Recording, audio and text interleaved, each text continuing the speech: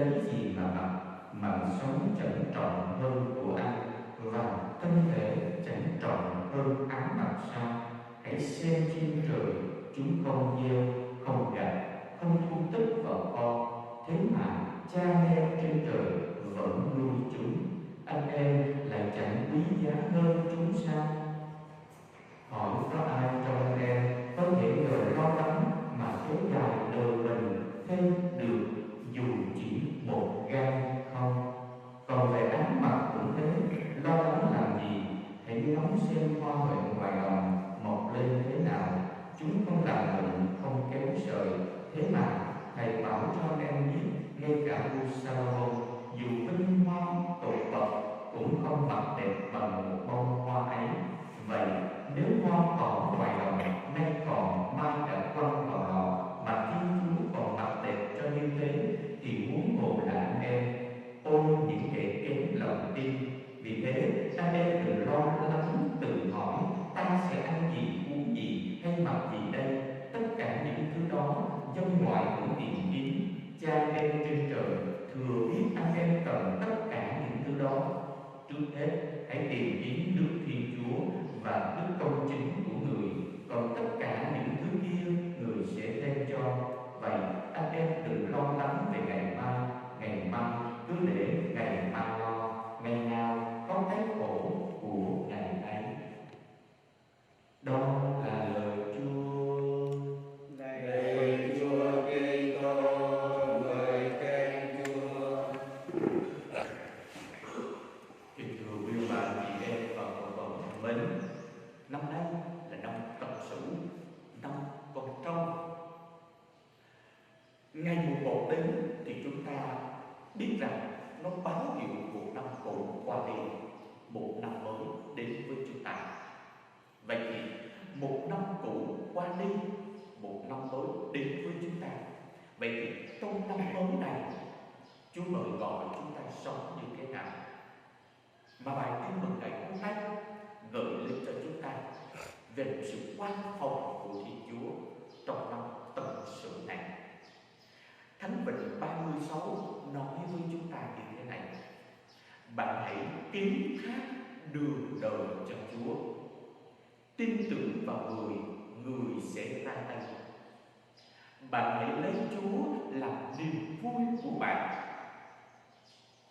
Người sẽ cho bạn phỉ chí toại lòng.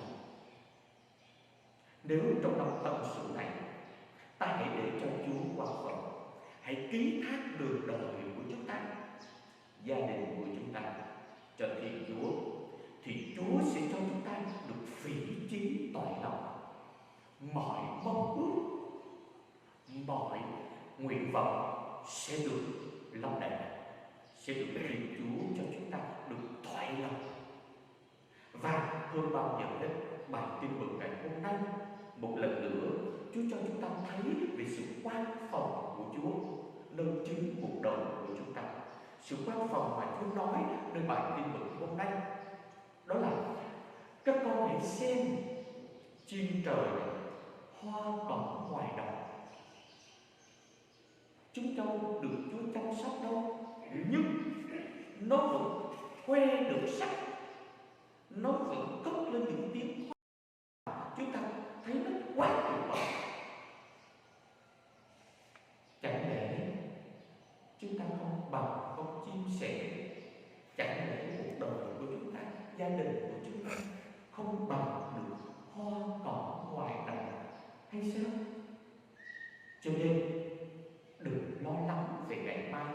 Ngày mai có cái khổ của ngày mai, ngày hôm nay có cái khổ của ngày hôm nay, ngày hôm nay có niềm hạnh phúc của ngày hôm nay, ngày mai có niềm hạnh phúc của ngày mai.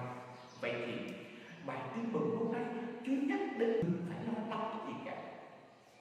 Chúa sẽ lo lắng cho chúng ta, Chúa sẽ quan phòng cho chúng ta. Điều quan trọng là chúng ta có tin tưởng vào Chúa không? Có tin thác đường đời của chúng ta, gia đình của chúng ta cho Chúa hay không?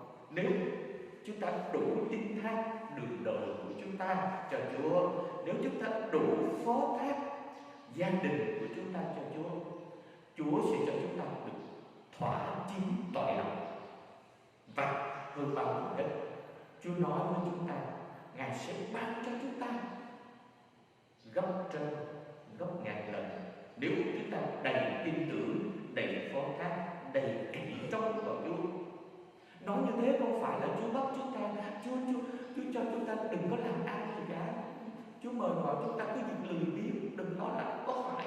Ngồi chờ xuống rụng cũng không phải, mà Chúa mời gọi chúng ta cộng tác với Chúa trong chính gia đình của mình, trong chính đời sống của chúng ta. Sự cộng tác để rồi gia đình của chúng ta nên phú quý giàu sang. Biểu tượng của năm Tân Sửu, năm con trâu là biểu tượng của sự phú quý và cát tường. Sự phú quý và cát tường là bởi lẽ nơi con trâu nó mang đầy cái tính hiền lành, chịu thương, chịu khó, cùng với sự kiên trì và bền vững mà dẻo dai của con trâu.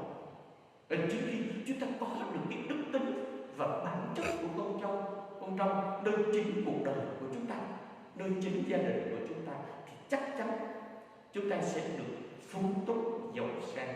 Chắc chắn chúng ta sẽ làm ăn được may mắn, được nhiều ơn Chúa. Chắc chắn gia đình của chúng ta sẽ phát triển và sẽ có một bộ bạn mới nơi chính năm Tân Sửu này. Với đặc tính của con trâu, đó là hiền lành, đó là chịu khó, đó là bền bỉ, đó là kiên trì, đó là dẻo dai. Với những đức tính đó trong năm Tân Sửu này, xin Chúa cho mỗi gia đình của chúng ta, mỗi người trong bản thân của mỗi người trong chúng ta có được sự chịu khó, có được sự hiền lành, có được sự kiên trì, có được sự dịu dàng trong chính công ăn việc làm, trong chính đời sống đức tin của chúng ta. Kiên trì đến với Chúa, kiên trì phó thác với Chúa, kiên trì tin tưởng vào Chúa, kiên trì cậy trông vào Chúa, được chính đời sống đức tin của chúng ta. Vì Chúa nói với chúng ta, bạn hãy kính thác đường đời cho Chúa, tin tưởng vào người, người sẽ ra tay. Bạn hãy lấy Chúa là niềm vui của bạn, người sẽ cho bạn phí chi tội lỗi. Amen.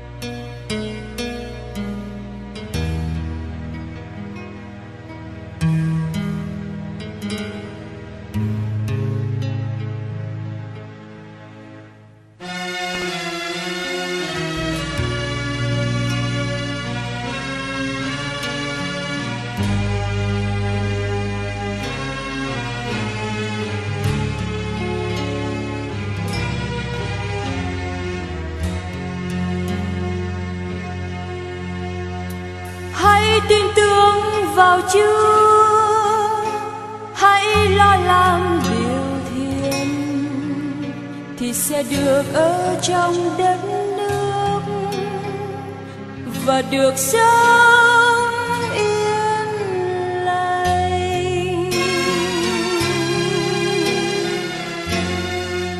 Hãy lấy Chúa làm niềm vui của bạn, sẽ cho được phí chí toại lòng. Bạn hãy ký thác đường đời cho Chúa, tin tưởng vào người, người sẽ ra tay.